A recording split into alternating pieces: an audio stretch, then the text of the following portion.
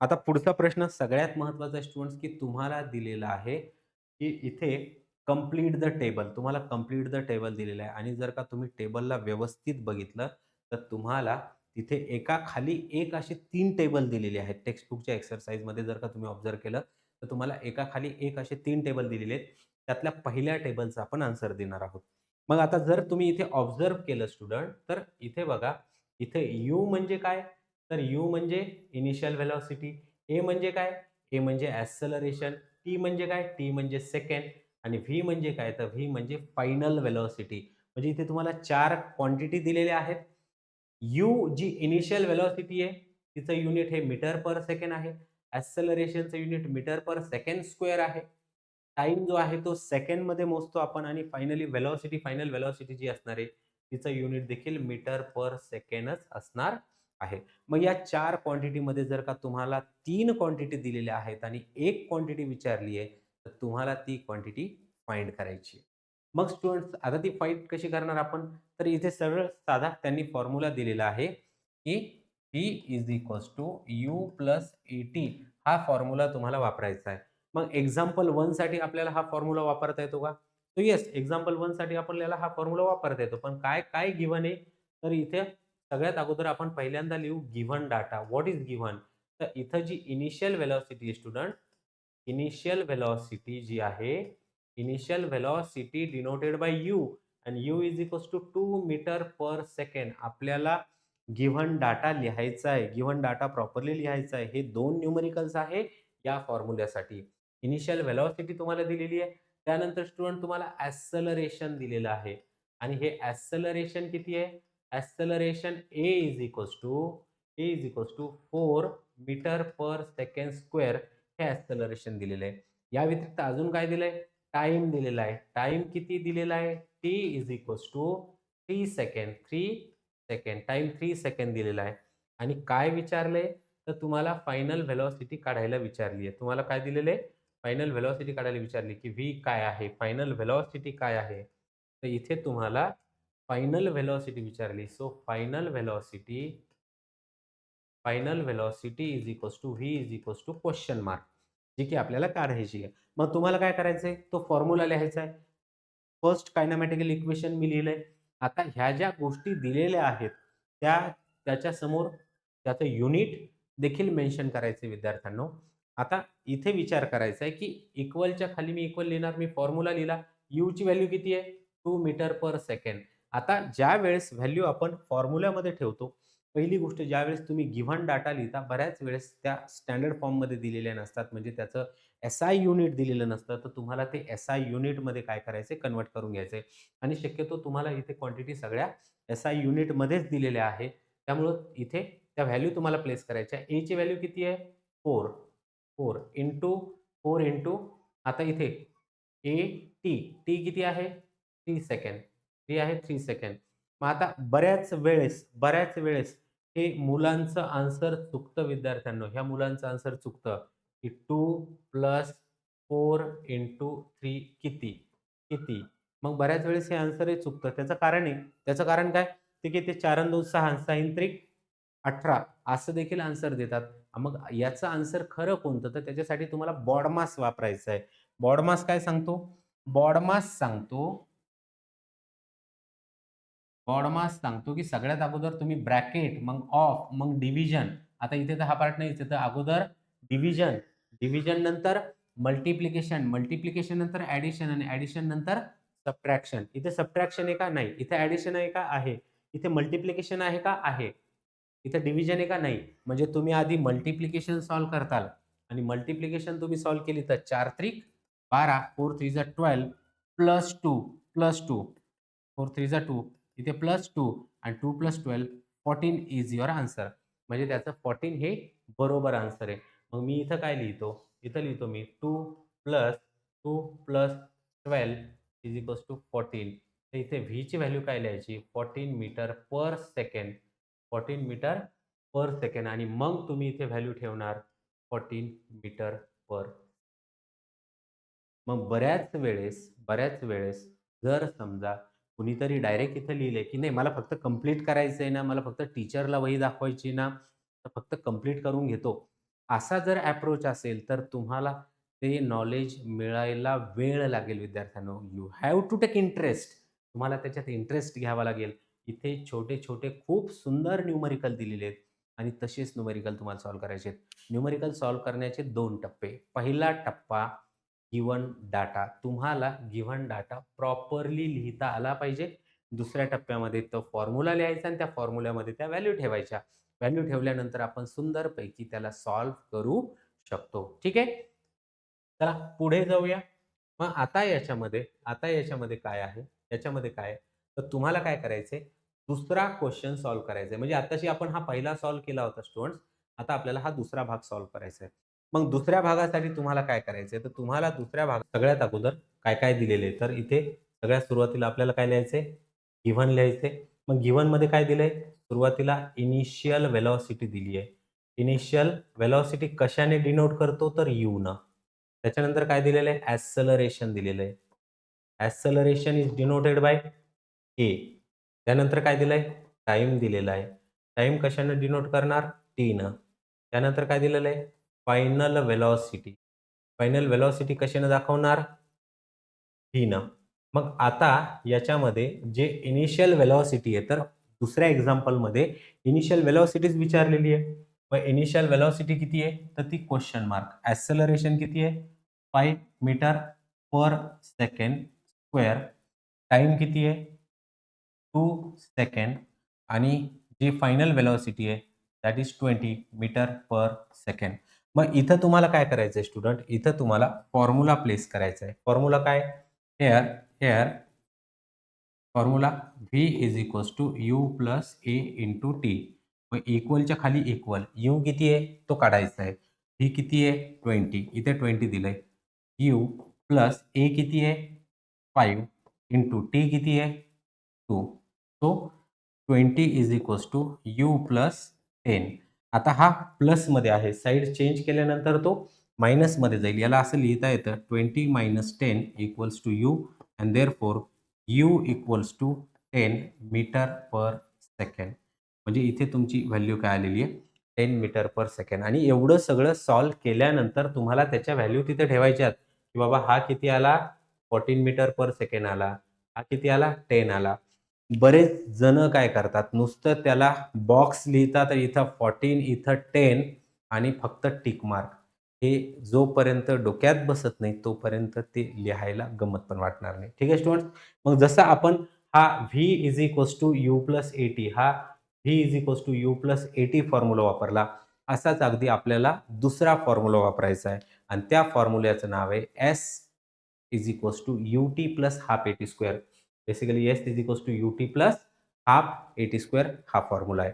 मग तुम्हाला परत काय करायचं आहे? इकडे गिव्हन डाटा लिहायचा आहे आणि त्याचा फॉर्म्युला लिहायचा आहे. आता इथे बघा ना तुम्ही कोणत्या व्हॅल्यू दिलेल्या आहेत. तुम्हाला इथे इनिशियल व्हेलॉसिटी दिलेली आहे, इथे फायनल व्हेलॉसिटी दिलेली आहे, टाईम दिलेला आहे आणि डिस्टन्स ट्रॅव्हल्ड दिलेलं आहे किंवा तुम्ही त्याला डिस्प्लेसमेंट देखील म्हणू शकता. कारण ते मोशन अलोंग द स्ट्रेट लाईनमध्येच येतं.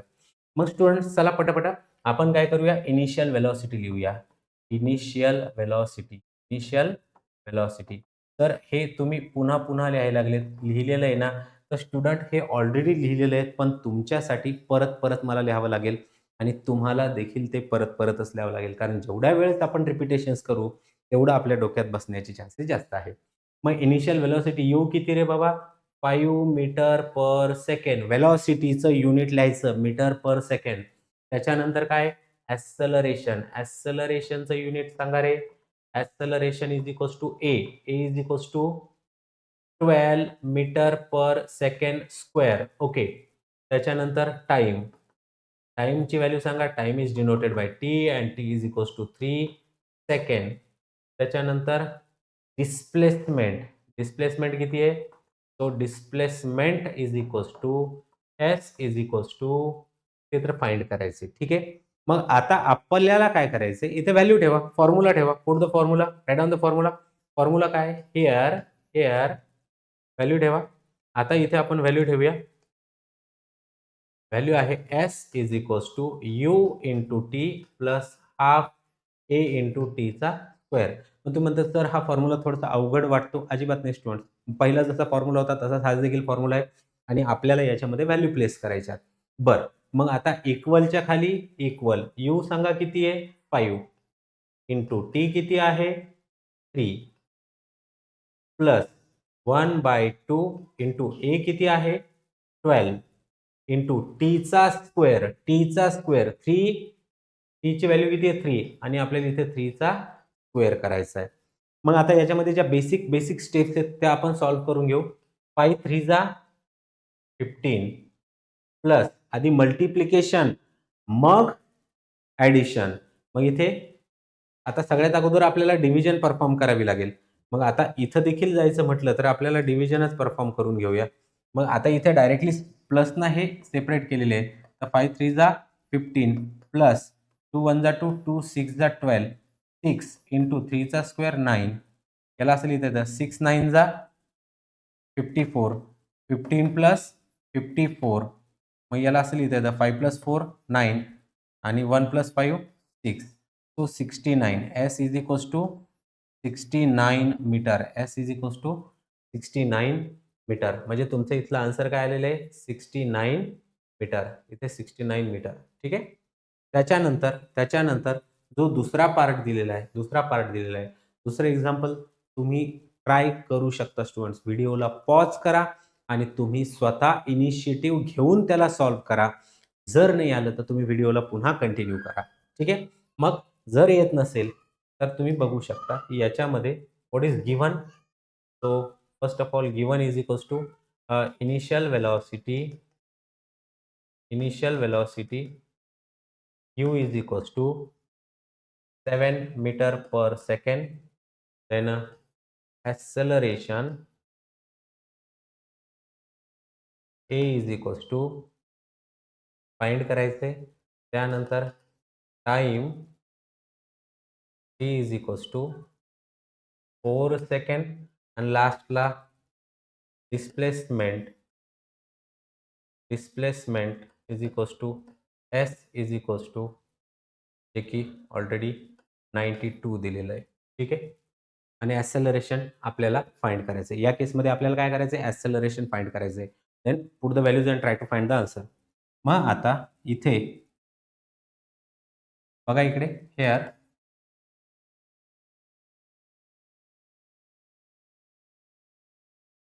मग इथे काय येणार आहे? S is equals to u into t plus half a into टीचा स्क्वेअर. मग इथे काय दिलं? u किती आहे? तर 7 इंटू टी किती आहे? 4 प्लस 1/2 a इंटू 4चा स्क्वेअर आणि डिस्टन्स दिलेला आहे 92. मग आता हे कॅल्क्युलेशन आपल्याला करायचे आहेत. हे कॅल्क्युलेशन आपण कसे करणार? मग इथे बघा 7 4 जा 92 इक्वल्स टू आता इथे 7 4 जा 28 प्लस a/2 इंटू 4चा स्क्वेअर 16. तो 2 1 जा 2, 2 8 जा 16. याला असं लिहिता येतं 92 इक्वल्स टू 28 प्लस 8 इंटू ए. मग आता इथे 92 मायनस 28 इक्वल्स टू 8a. याला ज्यावेळेस तुम्ही सॉल्व्ह करताल तर 92 minus 28 92 minus 28 12 minus 8 4 8 minus 2 6 64 8a equals to 64 आणि इथे मी साईडला लिहितो a बरोबर 64 divided by 8. So A is equals to 8 meter per second square and this is your answer. The 8 meter per second square. मग इथं तुम्ही लिहू शकता 8 मीटर पर सेकंड स्क्वेअर. हे काय आहे? हे दुसऱ्या क्वेश्चनचं आन्सर आहे. ठीक आहे स्टुडंट्स. जसं आपण मागचा क्वेश्चन सॉल्व्ह केला होता तसंच आपण दुसरा क्वेश्चन देखील सॉल्व्ह केला आणि तसाच आपल्याला तिसरा क्वेश्चन देखील सॉल्व्ह करायचा आहे. तुम्हाला न्यूमरिकल समजत असतील तर तुम्हाला काय करायचंय? आता या न्यूमरिकल्समध्ये तुम्हाला v square is equals to u square plus 2as हा फॉर्म्युला वापरायचा आहे आणि हा फॉर्म्युला वापरून तुम्हाला ज्या अननोन व्हॅल्यूज आहेत त्या फाइंड करायच्या आहेत. पण फिजिक्स अतिशय ईझी आहे. हे इथे छोटे-छोटे पझल्स दिलेले असतात. आपल्याला फक्त ते शोधता आले पाहिजे. ठीक आहे. मग इथं पुन्हा तुम्ही लिहू शकता, की कुठल्या-कुठल्या क्वांटिटी दिलेल्या आहेत. इनिशियल व्हेलॉसिटी दिलेली आहे, ॲक्सेलरेशन दिलेलं आहे, डिस्प्लेसमेंट फाइंड करायचे आणि फायनल व्हेलॉसिटी दिलेली आहे. ठीक आहे. चला याला पण आपण सॉल्व्ह करूया. चला परत पहिल्यासोबत माझ्यासोबत. आता तुम्हाला काय करायचंय, तुम्ही व्हिडिओ चालू असताना देखील गिव्हन डाटा माझ्यासोबत लिहू शकता. कारण पहिल्या व्हिडिओमध्ये पहिल्या न्यूमेरिकलच्या वेळेस तुम्ही बघितलेले आहे, दुसऱ्या न्यूमेरिकलच्या वेळेस बघितलेले आहे, तिसऱ्या न्यूमेरिकलच्या वेळेस तुम्हाला हा बघायचा आहे. ठीक आहे. मग आता initial velocity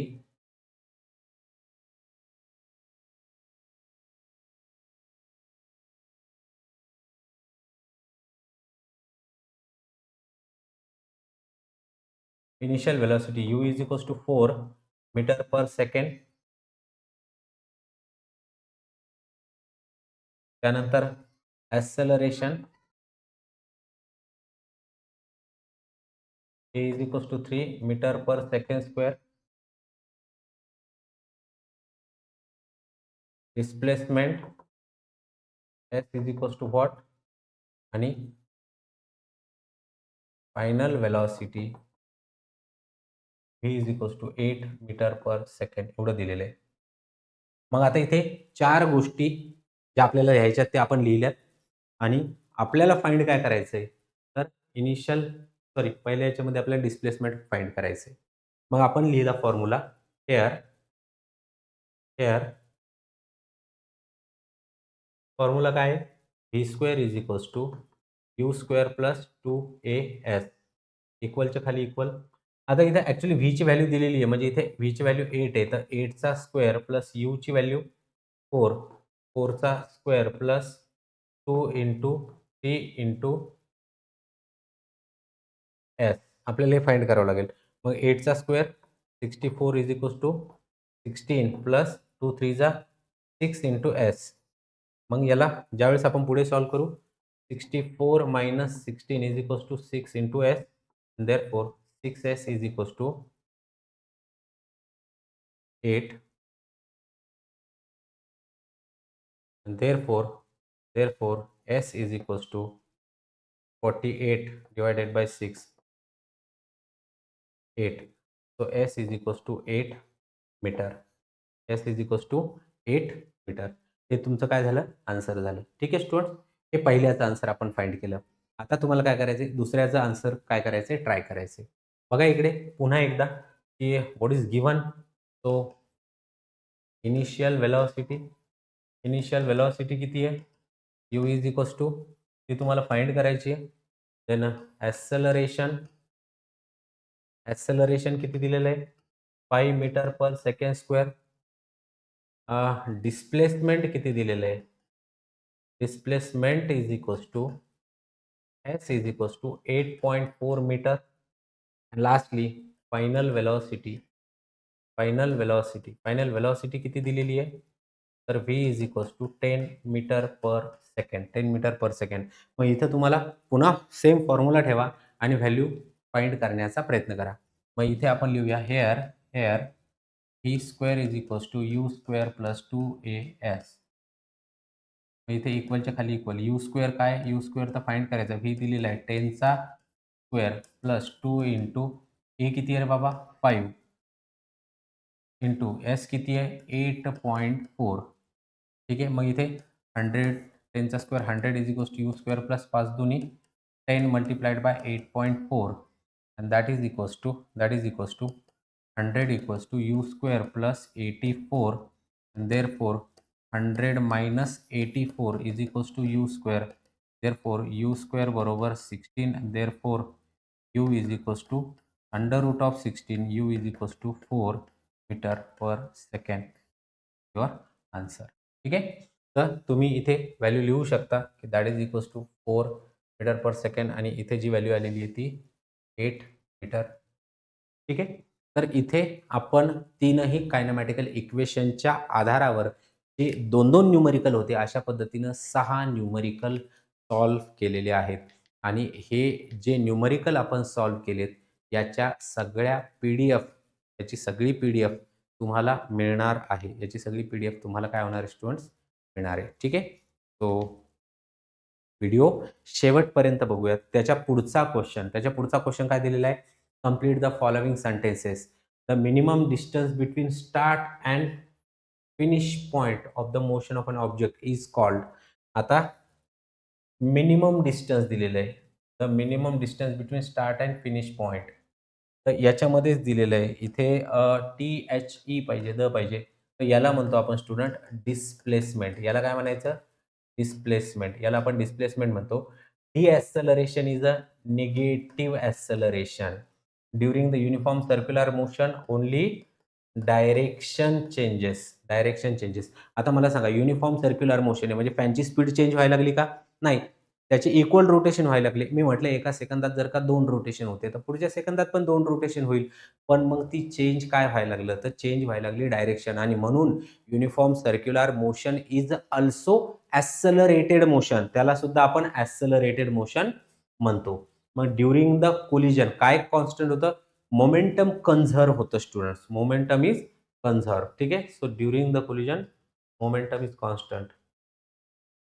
Momentum is constant. The working of rocket depends on Newton's third law. की to every action there is a equal and opposite reaction. Thrust काय करणार? डाउनवर्ड डायरेक्शनला प्रोड्यूस करणार, फोर्स प्रोड्यूस करणार. तर खालून जमिनीवरून अपवर्ड डायरेक्शनला तेवढाच फोर्स एक्झर्ट होतो, त्यामुळे रॉकेट हे वर जातं.